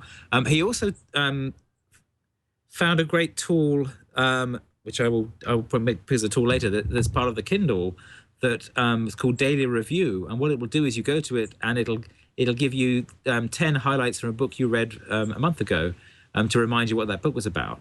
And it'll adjust the spacing of these to try and encourage you to remember more from the book. So it's trying to give you more of that classic recall thing. Because part of this is that we're very good at recalling things, the sort of the general gist of things, and over time the specifics decay. But you can counteract that by rereading and reviewing, which was the point of a commonplace book. So this is a way of turning. Or you can just Google it. No, but, well, I really like things like the Daily Review. Like I love Time Hop for this reason. Time Hop and ThinkUp has a feature where it says like this is what you were thinking about or talking about 2 or 3 years ago on this day. It's this sort of, I haven't asked for it. I haven't said like, oh, what, but I really like those sort of nostalgia apps, those reminder apps of information that I thought about before, because you get this long-term perspective of like, oh, this is the trajectory of my thoughts on this thing, or like I was wrestling with that. It sort of makes these connections and I just remember a lot more. Like my memory's terrible, but when I get reminded of stuff, and I like that Daily Review, and I should look at it more often for Kindle highlights, because I'm like, oh yeah, that book was so good, and I can connect that piece of information I consumed 2 years ago to something that's going on in my life right now. And I tend not to look up those things. It's push versus pull. Yeah. So where are we going with that disambiguation? So the thing that Facebook has is that they do have. We're also going to memory loss, Kevin, which you just demonstrated as well, but that's okay. I don't need things to remind me what I was thinking 2 years ago, Gina. I need it for 2 minutes ago. Where was I? Clearly, we all do. There was an awkward pause. Like, wait, what were we talking about? Where's the back button in life? That's what we need. The back button. Sorry. Well, he has, I'm raving about this book because I'm halfway through it. He has the life logging thing as well, the fascinating effects of that, where you wear a little camera that takes a photograph every 30 seconds, and at the end of the day, you go, run back through it, and you go, oh, I had a chat with Jeff and Gina today. I didn't remember that. And then it helps you sort of reconsolidate it a bit. So anyway, so the point for Facebook is that they already have, in the graph stuff, they already have a sort of their own version of what are all the things in the world that people talk about. So I suspect this AI stuff that they're doing is similar to what Google's been doing with whatever that thing that they call the sidebar cards is, to try and make sense of what you're talking about. But they've got the ability, and they've been doing this for a while. They've already, when you start mentioning something, it'll go, it'll auto complete it, and you can click it if it's the right one. So they wouldn't make the I'm talking to my friend called Emmy. I'm talking about the Emmys thing mistake unless I actually hit return on the wrong autocomplete there in Facebook. Right. But if people can't be bothered to do that, if people aren't trying to do like the equivalent of an shout out to somebody, this is going to be one of those things that starts getting interesting when it starts. It's going to be like face recognition photo tagging. Suddenly you'll find it'll start telling you about all these people who are mentioning you who are actually like subtweeting you and trying to snark about you without you realizing what they're saying. So that's going to add an extra dimension of trickiness to this game of how do we grumble about somebody without them realizing we're grumbling about them. Right. So people will be trying their best to escape Google or Facebook's algorithm for figuring out who they're talking about. But actually, if Facebook does it right, subtweeting on Facebook won't be possible, right? Because if their algorithm is good enough, they'll know who you're talking about, even if you haven't autofilled the linked name. But when's the last time you guys went? What's my Yahoo? Oh. I only use it. The only time I even think of it, I use it as the example of the silliness, the stupidity of early visions of personalization, of having to fill out a form to get something you want, and how we should be actually just listening to people. And there it is. It's just got a new form. It's pretty. It did. It did. Pretty, Yahoo has resurrected my Yahoo, and it looks a lot like my Yahoo. I mean, it looks like a bunch of widgets that you put on a page, but maybe redesigned a little better. That's the old my Yahoo, and there's the new my Yahoo. It actually kind of that weather card, that weather widget on the upper left-hand corner looks a lot like Google now. Now that I'm looking at it. Yes. Okay, it didn't ask me to log in. That's the first time I've been to Yahoo in like 3 years. It hasn't asked me to log in. They've actually remembered that I have an account and I'm logged in. That is actually a huge change. No, seriously, you remember this, right? They used to expire your cookie in like a week or something, unless you like touch Yahoo every day. It expired my account. It expired my whole account in a year. Yeah, you have to log in. Is it once a year? Yeah, that's No. Okay. If you didn't use it, they killed. That was the problem. They killed accounts of mine. Yeah, no, well, that was like Hotmail. They would kill email accounts. Yeah. They would kill used email to be accounts. awful. Marissa would never do that, I'm sure. They launched that service where you could actually request a username that you couldn't get, and then if they killed the account of the person with the username, then you could get it, but then you would start getting email to this other person whose account expired. That story is actually pretty scary. It's what people predicted you could see, but the story on the rundown that you put there, I think. Yeah. Under it, it's the one guy talked about everything he could learn about someone whose old mail is coming to him, and it's a lot. It's a lot. And I don't see how you fix that, right? It's namespace, and once the name has been used, how do you can't create a blockade? Right. And say only deliver mail, I have that problem anyway. I mean, I get all these Gmails from other Kevin Markses around the world because I've got Kevin Marks at Gmail. So I'm not sure that's... But yeah, they just made it worse. Okay, this isn't personalized in any way I can recognize. It's giving me the weather in Minneapolis. Why do I care? Have you logged in? Because Kevin, it wants to make you feel cocky that you're in much better weather right now. That's why it's a very California thing. Actually, it looks pretty nice in Minneapolis. It's 73 degrees. Oh. Yeah, I opened an incognito window. It's giving me San Diego weather, so it actually did no location. I went there and I'm logged in, but it's decided I'm in Minneapolis, and it's telling me stuff about American sports that I have no idea what they even stand for. What's NCAA? NCAA. It's college basketball. Even I know that, Kevin. Come on. Yeah, even I do, Kevin. Well, yeah, it's just like. I like the image. I don't know, Chad, you may have dropped this in the rundown. A bunch of people on Twitter were saying, if Marissa Meyer retweets me, I will, stop making fun of Yahoo's new logo in public. And she retweeted them. And if Marissa Meyer retweets this, I will make Yahoo's homepage my homepage. And she retweeted it. So if you go to Marissa Meyer's Twitter, she retweeted a bunch of things of people. I was like, that's really good. Good for her. That's really funny. That's funny. Really good. So this is like Google now that has no idea who I am, basically, which I suppose is fair enough, as I haven't actually touched Yahoo in 5 years. Right, and you have no relationship, but that's why the original vision of giving you, it is the mix, right? My newspaper doesn't know where I live or work. It feeds me the same content. Even today, it doesn't give me my county versus counties 5. Wait, it's ridiculous. They target ads. They don't target content. So we should have learned this lesson from Yahoo years ago. The problem for Yahoo at the time, of course, was that it had to be explicit, the instruction to it, and we all filled it out and never went back to it. If sites just operated this way by implicitly gaining information about us, like Google does, because we have so much of a relationship with them, then the Yahoo structure is fine. It's all that's wrong about it is the form to fill in. Agreed. Well, yeah. I mean, yeah. The question is how you feed it useful information. TV If you give me enough reasons to use you, like Google, then you're going to learn a lot about me. That's true. Yeah. Right, and that's what Meyer has to do.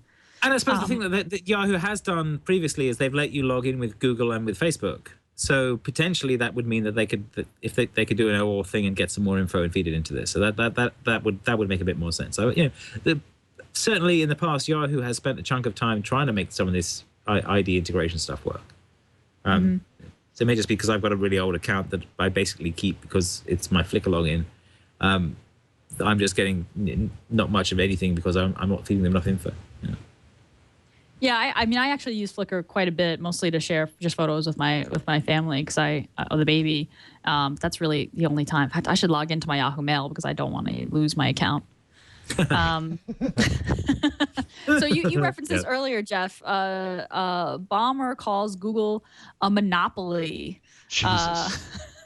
I sort of love that Ballmer should sort of control.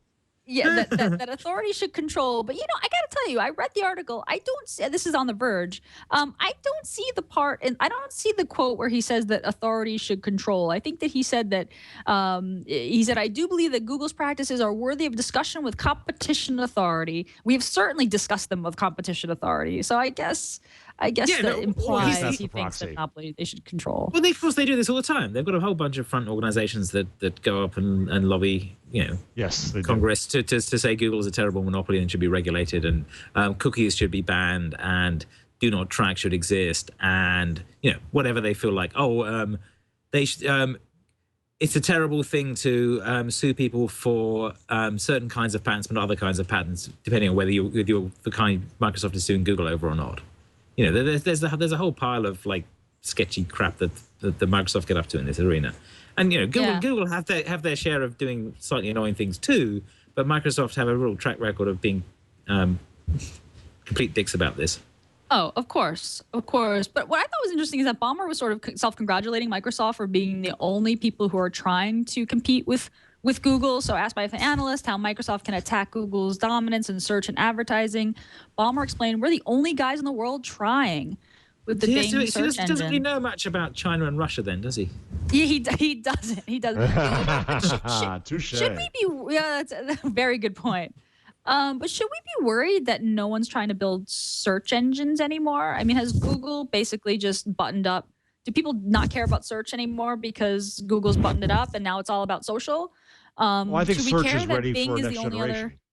Yeah, you think search We'll be different kinds of search. That goes back to the Clive Thompson point of, you know what category of things that you can find on Google, and there's another category of things that you would look somewhere else for, and that's what we're starting to see. So with people, there's a kind of question you would ask Twitter that you wouldn't ask Google. There's a kind of question you would ask Foursquare that you wouldn't ask Google. And when you're asking Twitter, you're not really asking Twitter, you're asking the people that are following you on Twitter. People who are following you, yeah. But I gotta say, with Google Reader, I was like, I don't really use an RSS reader anymore. I do easily a dozen web searches a day on Google, and I switched to DuckDuckGo for a while, but DuckDuckGo was, I think it was Bing on the back end, or it was other search engines kind of on the back end. So I didn't know. So you come back, have you? You followed the right children. Well, I mean, honestly, I do a lot of my searching on my Android device, and that Google search bar is sort of affixed to your home screen, and it's not easy to change to another search engine unless you're running CyanogenMod, interestingly. But between now and a lot of my searches are Google powered. I had changed my search shortcut to DuckDuckGo, but I sometimes will switch over to Google or type in the Google, bang stay Google. Away. Could you, Trapani? Yeah. Couldn't stay away. Google's good at search. I know that breaking news. Google's good at search. I was ashamed of you for doubting Google, and I now like you have returned to the choice. I like choice. I like competition. And it did occur to me reading this Ballmer quote, like, there really isn't another U.S. company attempting search the way that, Microsoft is trying to do search with Bing. Real competition would be good. The problem is that Microsoft is trying to catch up to Google, and to really rethink search in some fundamental ways. I think we're due for that. And Google, which loves to give us relevance, and has added in things that are personal. I think it's important. They've certainly advanced search by quietly by many leaps. But there's probably some great inspiration out there, some really bright, Larry Page of the next generation, to rethink it again and cause competition, which would be a wonderful thing. Right, the new page rank of the new generation. Yes. It's not. Facebook had something with graph search, but that's still not like that. Graph search still feels like I'm asking my friends versus I'm going to the library. Graph search is trying to find your friends. I mean, that's the the point of graph search. You say, I want to find people I know in a certain country or whatever, things like it's finding something that you would then go and look at something else for something else of that.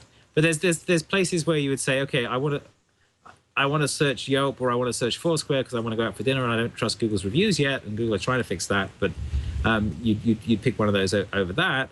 And then there are the much more subtle things where you're saying, okay, no, actually, I do want to talk to a subset of people. I don't want to talk to the entire universe. And to some extent, that is the difference between Foursquare and Yelp. Yelp is like, okay, give me a bunch of opinions I don't care about places near me. And Foursquare is, give me a list of people I know and where they've eaten recently, and justify that. So I think part of what we'll get is that the thing that Foursquare does beautifully is it tells you why it's recommending that place. It gives you anything underneath that says, your friend Jeff went there, and he thinks that the knishes are really good. So if I'm in New York or something like that, that'll be handy. Or it says, your friend Fred went there, and you're like, well, Fred, he always eats crap. I don't want to go take his recommendations. Or it says, it gives you like a little bit of justification for why it's in the search results. Whereas Google doesn't really do that. It'll give you like a list of things. You're like, well, okay, that's kind of what I was thinking, but why would I care? Yeah, no, it's true. It's true. And it's extremely powerful. If I'm considering going to a restaurant and I see that 5 of my friends have been there, I'm much more likely to go there than a place that hasn't. And that's absolutely Foursquare. true. Yeah, that's exactly Foursquare. Yeah. And that's Foursquare, yeah. But like I think about the things that I search for. So I code for my day job, and I'm not doing the shows. And I'm on Stack Overflow all the time. I'm googling errors. Yes. I'm looking up code or whatever. I never go to Stack Overflow and search Stack Overflow. I always Google it, and Stack Overflow just has great Google, and it's often Stack that comes up. And I'm like, oh yeah, I recognize that Stack. That's definitely going to be what I need. So I'm still kind of, and I guess this is kind of the equivalent of typing Facebook into the Google search box in order to get to Facebook. It doesn't really make sense, but Google really is kind of this initial gateway into all the different places. I mean, I love Foursquare, I love Yelp, I love Stack. I search the PHP documentation all the time, or the Java doc or the Android doc, but I don't know those URLs off the top. I search from Google and go from there. That's true. Yeah. I mean, so you were saying about one of the things that I lost when they killed Reader was that Reader had that search bar that would search all the things you'd subscribe to, which was really, really nice. It was like constrain the search to things that have already gone by in your feed, and I found that really handy. That is very powerful. And that's a piece. We're back to the Reader morning. No, but the point is, it's search over history. It's search over my history. It's a bunch of stuff that I've read over the last 7 years. And I vaguely remember reading a thing. It's like I was saying about the Amazon thing. I vaguely remember reading a thing about that. Give me some direction here, because if I search the entire web, I won't find it. But I want to constrain it to the set of things that I've seen. And Google throwing away the list of the stuff that I'd seen in that particular space is short-sighted. That rather than it saying, oh, okay, how do we expand that experience to a bunch of other people rather than just this? That's what they're missing. And I think. Facebook and Twitter having those longitudinal histories of stuff we've looked at will be have a better chance of that unless Google can really get all of us using Plus. Yeah, I mean it's a close equivalent to Amazon, deleting your son's notes and highlights from all his books because of the account mix-up. I mean, it's similar to that. No, I mean, okay, then I've exported them, whatever, but I don't think when I exported it, I got all the articles I'd read. I just got the stuff that you liked and shared. That database was there, and it was searchable, and it was actually really useful. Yeah, because they had the database of all the blog posts that I'd read ever. Yep. So are there any other stories that we should hit before we move on to our? Good job. I think you got us through really the good stuff. Without the technical. Well, I do have to mention one thing, of course. Yes. It's still not connected. 63 days after the Nexus 7 was announced, 16 days after it went on sale, it's still not connected. But because from Verizon, they're not saying crapola. I've gone to the FCC, as you know, last week. Verizon, I guess it's new since last week. Verizon did answer me and say, we have to certify. But I still say that's not openness. That's not just putting the device on the way you can do all across Europe. So I responded to the FCC. I'm going to keep after the FCC on this. I remain enraged. And people keep on saying to me, why don't you just take the SIM out of your Pixel and then go take to the store and get another SIM in there? Because it's a matter of principle. I'm fighting for you people. I'm fighting for openness.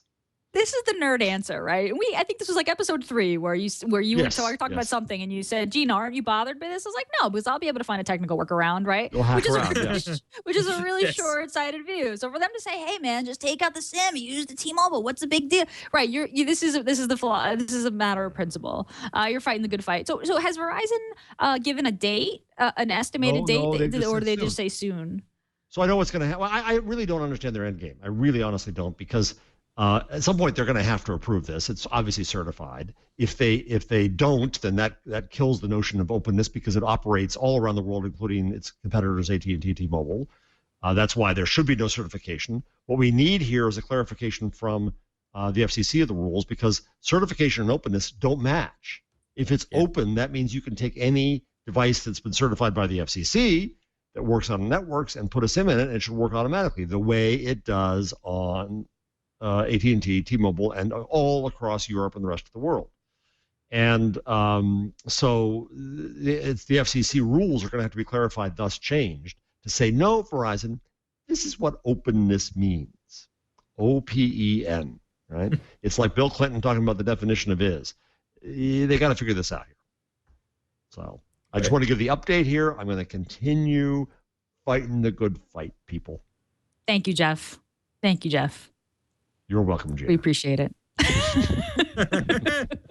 I think we may have a word from Kevin. I didn't mean to cut you off. Sorry. It just reminded me, because having done the trip to the UK for 2 weeks and spending a lot of time moving SIMs around, that was the experience there was fascinating, because you can get a SIM for they're at the counter in the convenience store.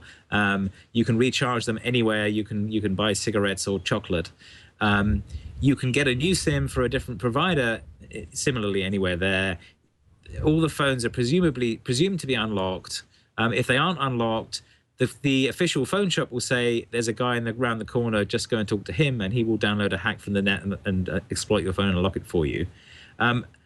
But they actually are pushing really hard to censor the net. And even the Guardian published sort of some rotten survey by a filtering company that says 50% of it's terrible.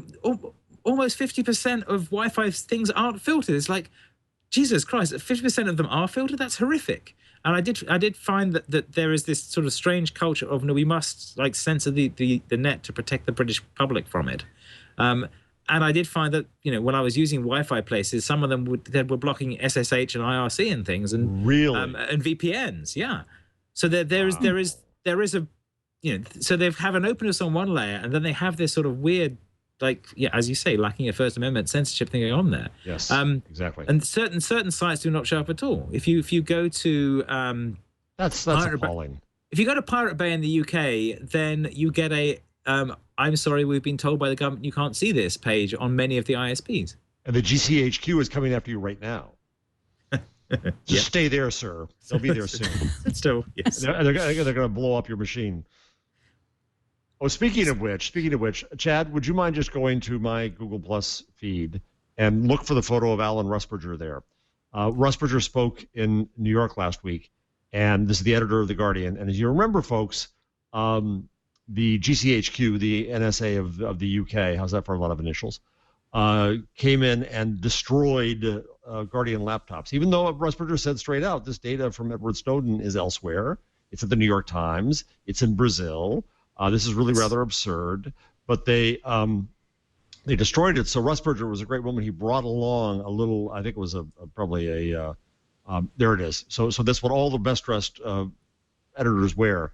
There's a piece of the computer, and it's amazing up close. You can see the drill marks going over and over and over again. They went berserk to destroy it. Absolutely berserk. Wow. That's what was left of the Guardian computer. That piece is like that. Destroyed computers. Is that did he make it a lapel clip, or is he just holding it up? No, he was joking. We were joking that he ought to. Yes. And so he put it there. It is a badge of honor. He should be wearing it like a medal. He should be wearing it. That'd be some good jewelry right there. Wow. Yeah, there he is holding it. And that's the more stern Alan. Yes, wow. You can call him Alan Rusbridger. Go ahead and put his name in there, Chad. Yes. Oh, it's a prompting for the name tag. Yeah, it's doing that. So Wow. anyway, sorry. Okay. Cool. So So I think, you were saying, maybe Gina? we might have a word from our sponsor via Leo, disembodied Leo from vacation. Hey, everybody. Sorry I couldn't be here for Twig, but I am here for the ad. How about that, huh? Gina, you're doing a great job. You're beautiful, kid. Don't ever change. This show brought to you by our friends at Hover.com. Actually, I love coming back to talk about Hover because first of all, Elliot Noss and his crew at Two Cows are great guys, great people. And one of their things that they're really about is taking businesses, industries, and making them work better. And solutions, companies that are broken, like the cell phone industry with Ting and the domain name registration industry with Hover.com. Hover is the best domain name registrar of all. I use it all the time now. When I first started using Hover, I used their concierge service, got all my domains moved over. Couldn't have been easier. In fact, I highly recommend that. Now they offer, besides easy, simple to use domain name registration, very, very nice domain management tools, friction-free purchases. They also offer Google Apps. So this is kind of cool. Now for your business, or even from your family or for your group, Google Apps would be Google Apps offers a use Google Apps here. And you can set it all up through Hover.com. So get a domain name that'll be your Google app domain. You have this, you can try it for 30 days free. You'll get Google Mail, Google Calendar, Google Drive, Google Docs, the whole package. You could use it on an existing domain. They can help you do that. But, because they have the Laporte family Google app domain, Laporte family or whatever. I wish I had thought of this, actually, before I sent the kids off to college. You get 25 gigs of storage, of course, on Gmail, and it's easy to collaborate with file sharing and chatting. Google, maybe not, we talked about this the other day, not the easiest company to get a hold of for support. But this is what's great about it. You'll get the outstanding support of Hover, the no-hold support of Hover, best in the industry, and Google Apps. So it's a great combination. I want you to try Hover. So here's the deal. If you visit Hover.com, you can try it out by pick a domain name, something that you're thinking of buying. They offer all the big domain names, .com, .net, .org, .tv, .pro, .mobi, .biz. They have .io, which is a fun one. Country codes, too, like .ca, .asia, .us, .uk. If you go in there and you enter a name, and you don't be disappointed if the .com's not there. Pretty commonly it's not. They do recommend, and I agree, .net is a great choice. People understand .net. It's kind of the next best thing to .com. But they'll offer you all the different choices, and you can see what you like. I would look at .net. Hover offers excellent online help, great support, documentation, tutorials, everything you need. And again, that no hold, no wait, no transfer phone support is fabulous. When you call during regular business hours, you're going to talk to a live agent who's empowered and eager to help. Hover. You want to try it? Here we go. Here's the deal. Go to hover.com/twig. That's our special page. You'll see my smiling face. Hover.com/twig. And to get 10% off your first domain registrations, you're going to use the offer code TWIG, T-W-I-G. The 10% offer applies to standard domains only, not premium domains. That's hover.com/twig. Use the offer code TWIG to get 10% off. And hey, a tip of the hat to Hover. We love them. We thank them for supporting This Week in Google. All right, Gina. Let's continue on with This Week in Google. See you guys later. Thank you, Leo. Right on. So let's wrap it up. We go with our tip, tool, and number of the week. I guess I'll get started. Google has made Quick Office for Android and iOS free for everyone. So in the Google Play Store or the iTunes Store, you can download Quick Office, which means that you'll be able to edit Microsoft Office documents and spreadsheets and presentations on the go without paying a dime. But the tip is, if you download Quick Office for Android or iOS right now, between today, the 25th, September 25th, or tomorrow, the 26th, and you sign in into your Google account through Quick Office, you will get 10 gigabytes of free Google Drive space for 2 years. So grab the app. It's Quick Office. You can search for it in the Play Store or the App Store. Download it onto your device. Sign in with it. And for the account that you sign in with, your Google account you sign in with, you'll get 10 gigabytes of free Google Drive space, which is a nice little upgrade. That offer is only good today and tomorrow by September 26th. So you can get on that now. A little extra space never hurt anyone. Question, Also, Gina.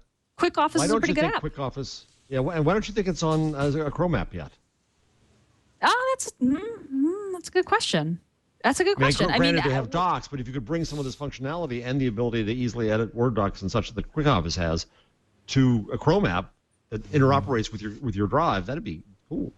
Yeah, I mean, I don't know why all these features aren't just built into Drive, right? Like I use the Drive app on Android, Yes. right? That would make more sense, and why they wouldn't just build it into Drive to begin with. So I don't know. It's theirs. I don't know what this promotion's kind of about. Well, maybe but, now that they changed the strategy. This was meant to be a premium sell up to apps people and such. Maybe now that it's free, they will. Yeah. Right. Yeah. Maybe. But you get. I suspect they will eventually merge these. But the thing is that Microsoft documents are such a rat's nest of legacy nonsense that it's very, very hard to make sense of this, and merging those code bases would probably take a really long time. So having alternative solutions may make more sense. Right. The Microsoft guys have trouble keeping this stuff straight, and they have the source code. Right. And Docs does, and Drive does work well. I was in a Best Buy store. Drive does a fairly good job, but it still tends to like do server-side rendering rather than translating to something you can edit half the time. But you can usually read something. Yeah. I was in a Best Buy store the other night, and there was a couple there asking about the Chromebook for the guy, the Best Buy blue shirts up on the thing. And can you store anything here? He says, no, you can't store anything. So I step in like Marshall McLuhan in the Woody Allen movie. I say, no, actually, you can store these things. And I do a sales pitch for the Chromebook there for 10 minutes and telling them just to use Drive. And they said, oh, yeah, we like Drive. It's fine. So I said, then you'll love it. Get it. Nice. Google should hire you. We need a blue shirt. You can just sell Gina, from your lips to their ears. We're going to get a new dean at the school. You don't know what's going to happen. I don't know what's going to happen. Yeah. So Jeff, your number of the week. Okay, well, I'm going to give you a different one than I thought. We talked about the Time cover story last week by Harry McCracken and company. And so he put up a blog post of 10 things you didn't know about Google. And I'm just going to give you the first one because it's the number of the week. We're going to do Google's phone number. Page told him that when Google started on University Avenue with about 30 employees, they accidentally put their phone number up on the web. This reminds me of Mayday on Amazon. So we had 30 people, and I'm quoting now from Page, and we already had millions of users. We accidentally published our phone number on our website, and our phone number was just unusable. We had to get a new one then because people just started calling us.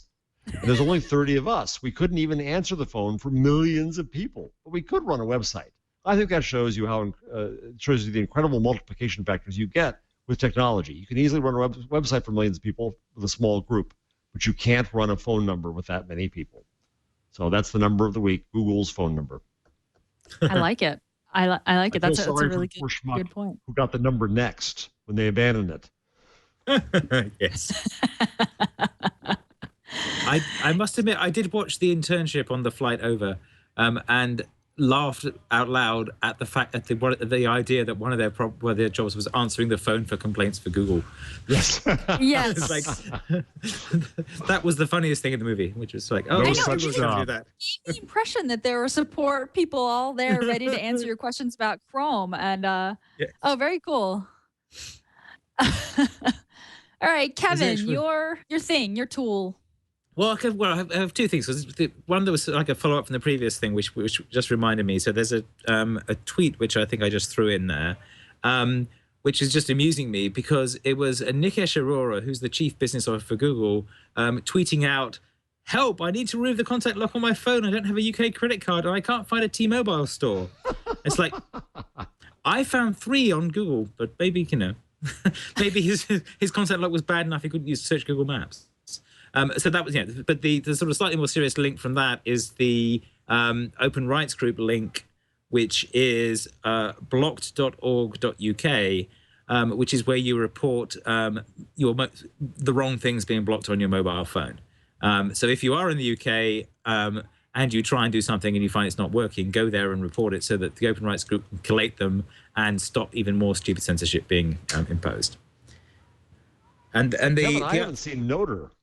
So the other thing was this is my standing up and publishing my stuff from XOXO. So Noter Live is a very, very hacky tool that I wrote to do the kind of live tweeting that I do. And I wrote it as one of the indie webcam hacks, and I used it quite a lot over at XOXO. And it's what it does is it's very simple. You log in with Twitter, you put in a hashtag. Yeah, it's not going to look great unless you actually zoom in a bit. You put in the hashtag and the name of the person, and then you just keep typing the tweets in and hitting return, and it posts them in that format. And then there's a change speaker button that lets you type in someone else's Twitter handle, look that up. And the idea of this is it means that I can do the kind of live tweeting that I do more quickly, but also the hope is that over time it will gain the ability to collate those tweets into something that I can post to a blog post or something else, rather than them just disappearing into Twitter and only being able to get them out when I do the download my tweets thing. So that's my little tool there. And the source is up on GitHub, and if people want to help try it out or send me bug reports or patches, I'm very happy to get them. Very cool. And you use Node. I use Nice. Node for it, yeah. Node's very good for these like quick and dirty little web things. Node and Heroku together make a good combination. Yep. Very cool. I have starred your repository. Awesome. Well, thank you very much, Kevin, for joining us today. I was a little nervous about filling Leo's giant shoes, the Dr. Evil chair, but it was really good to have you on the show, have a familiar face who's been on the show. Do you have anything else that you want to plug? What's going on with television or Salesforce or anything else you want to tell us about? Not a lot directly. I mean, the interesting thing about Tumblevision is that the other reason that I like Clive's book was that he mentions Tumblevision a couple of times, which is very nice. So that's nice. I did see Deb over the weekend, and we keep saying we should start this again, but at the moment it's still in hiatus. Cool.